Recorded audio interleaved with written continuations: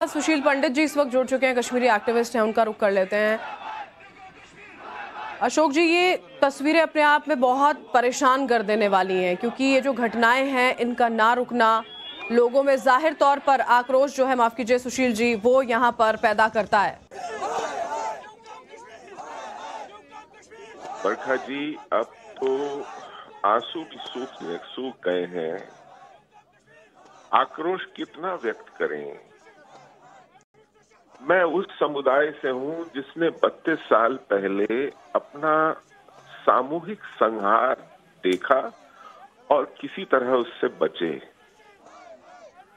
उस पे न्याय मिलना तो दूर, उस पर किसी का फांसी चढ़ना, किसी का जेल जाना, किसी का दोष सिद्ध होना, मुकदमा चलना तो बहुत दूर की बात है। आज तक किसी भी जघन्य अपराध पर किसी को सजा नहीं मिली है। नाटक किया जाता है। ये 2-4 मुकदमे टेरर फंडिंग के, मनी लॉन्ड्रिंग के चला के लोगों को उनकी रजामंदी के साथ जेल में डाल के कहते हैं हो गया काम।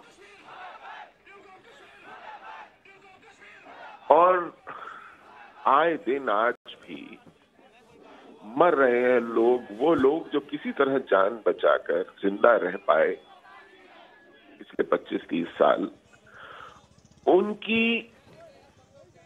उनकी मजबूरी का, उनकी आर्थिक तंगी का, उनकी बेरोजगारी का शोषण किया जाता है जब उन्हें नौकरी के नाम पर फिर मौत के मुंह में धकेला जाता है कश्मीर में। फिर से ये कहने के लिए दुनिया को कि देखो हमने लौटा दिए हैं कश्मीरी पंडित, वापस घाटी में रहने लगे हैं वहां फिर से। वो ये जतलाने के लिए इस पर डींग मार सके सरकार, फिर धकेला जाता है मौत के मुंह में। और अगर वो जाने से मना करते हैं तो उनकी तनख्वाह रोक दी जाती है। तो आज उनके पास 2 ही उपाय हैं, कश्मीर में जाकर मरे जिहादी गोलियों से या मरे भूखमरी से, क्योंकि आपकी तनख्वाह नहीं देंगे नहीं तो।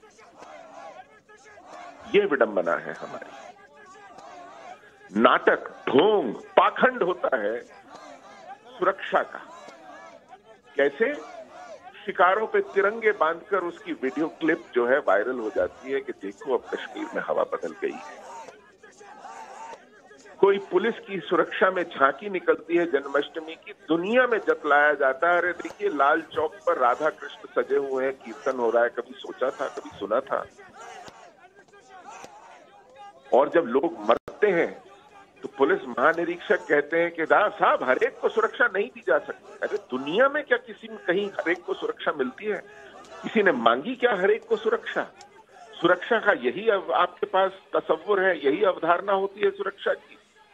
आपने चेकिंग छोड़ दी, आपने फ्रिस्किंग छोड़ दी, आपने identity cards, drop gates, checkpoints, bunkers, CASO, CADO सब हटा दिया कश्मीर से दिल जीतने के नाम पर।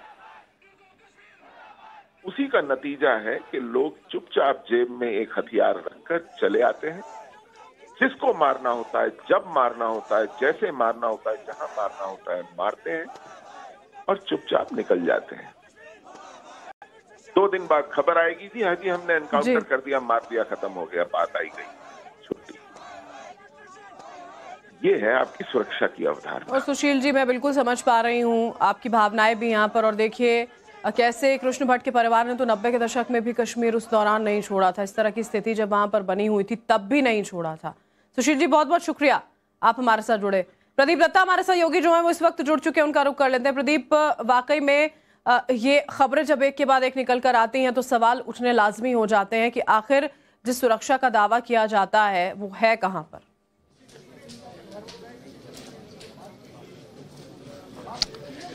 बिल्कुल आप सही कह रहे हैं। आज काफी आक्रोश है, काफी गुस्सा है, हर एक की आंख में दर्द आपको नजर आएगा, आपकी आंखों में आंसू नजर आएंगे। और हर कोई यही सवाल पूछ रहा है कि आप बात करते थे सुरक्षा की, क्योंकि आपका दायित्व बनता है, सरकार का दायित्व बनता है कश्मीरी पंडितों को सिक्योरिटी प्रोवाइड करना। क्योंकि 1.5 साल की अगर हम बात करें, 14 के करीब टारगेटेड किलिंग में कश्मीरी हिंदुओं की जान गई है। क्योंकि ये वो इशू है जिसे पोलिटिसाइज करना नहीं चाहिए, उनके दर्द को समझना चाहिए। हमारे साथ कुछ यहाँ परिवार के सदस्य भी हैं और कुछ कश्मीरी हिंदू से, उनसे बातचीत करते हैं। कैसे देखते हैं आप ये जो किलिंग लगातार जो होती जा रही है? मैं आपके माध्यम से एक ही सवाल पूछना चाहता हूँ, क्या जवाब दे दूंगा मैं उस बच्ची को, उसके बहन को, उसके बेटे को? क्या जवाब देगी गवर्नमेंट ऑफ इंडिया इस वक्त जो दावे करे हालात ठीक है? क्या कसूर किया हमने? हमारी कम्युनिटी कौन सा कसूर किया? या 90 से अगर हम कोई ये जेल रहे, क्यों जेल रहे हम? और आज हमें ये गवर्नमेंट ऑफ इंडिया दरकिनार कर रही है। वो बाहर से ही जाती तो बाहर से आती, हम कुछ नहीं है। हमारे कंधों पे पहुंच के कहां से कहां पहुंच गए। बड़ा दुख होता है। आज हम यहाँ ये क्या जल रहा है? ये इसकी लाश नहीं जल रही है, ये कश्मीरियत जल रही है। जो दावे कर रही है वो जल रही है। ये कश्मीर का भाईचारा जल रहा है जो दावे लोग करते हैं। ये मैं कहना चाहता हूँ, ये कोई तरीका है? हमने हमारी कम्युनिटी किया क्या कसूर है हमारी कम्युनिटी का? देखिए, हर कोई सवाल यही पूछ रहा है कि ये कह रहे हैं कि मैं कैसे उस बच्चे की आंख में आंख मिलाऊंगा, उस छोटी बच्ची की आंख में आंख मिलाऊंगा। खाली एक ही शख्स था जो घर में मतलब कि रोजगार वाला था, जो घर में कमा के लाता था, जिसकी वजह से घर चलता था। ये कुछ दिन पहले उनकी बातचीत हुई थी अपनी धर्मपत्नी से। उन्होंने कहा कि मैं आ रहा हूं और ये बच्चे इंतजार करेंगे कि उनके बाबा वापस आए। अभी भी मैं उनकी आंखों में आंसू देख रहा हूं, हालत उनकी पूरी तरह से खराब है। हर कोई दूसरा सवाल ये पूछ रहा है, ये कब तक ये मारकाट का सिलसिला चलता रहेगा? देखिए, ये जो सारा सिलसिला था ये 90 के दशक में शुरू हुआ। मारकाट का सिलसिला आज भी ये जारी है। पिछले 1.5 साल में 14 के करीब कश्मीरी हिंदुओं को मौत के घाट उतार दिया गया। एक ही वजह थी क्योंकि वो कश्मीरी हिंदू थे, वो हिंदुस्तान के लिए खड़े थे, तिरंगे के लिए खड़े थे।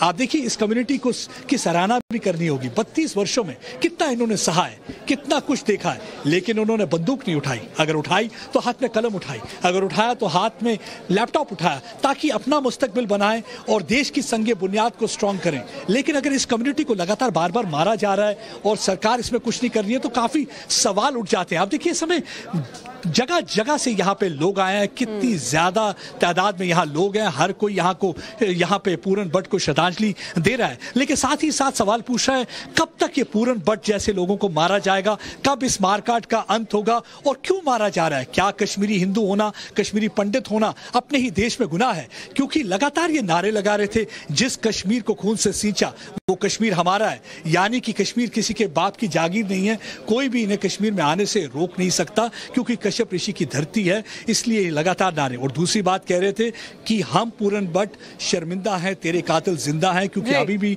उन कातिलों को पकड़ा नहीं गया है जो पूरन भट्ट की हत्या के लिए रिस्पॉन्सिबल थे। हमने देखा यह मक्खनलाल बिंद्रू के साथ ये सिलसिला शुरू हुआ था 1.5 साल पहले, और ये लगातार होता आ रहा है, क्योंकि एक बार फिर से वो भय का माहौल क्रिएट करना चाहते हैं, प्लान करवाना चाहते हैं। और सरकार की दुविधा, एक तरफ सरकार का फर्ज बनता है सुरक्षा देना, लेकिन हाँ, सरकार अगर चाहती है कि ये वहां रहे, प्लान ना हो, तो फिर उनको सुरक्षा के पूरे इंतजाम करने होंगे, पुख्ते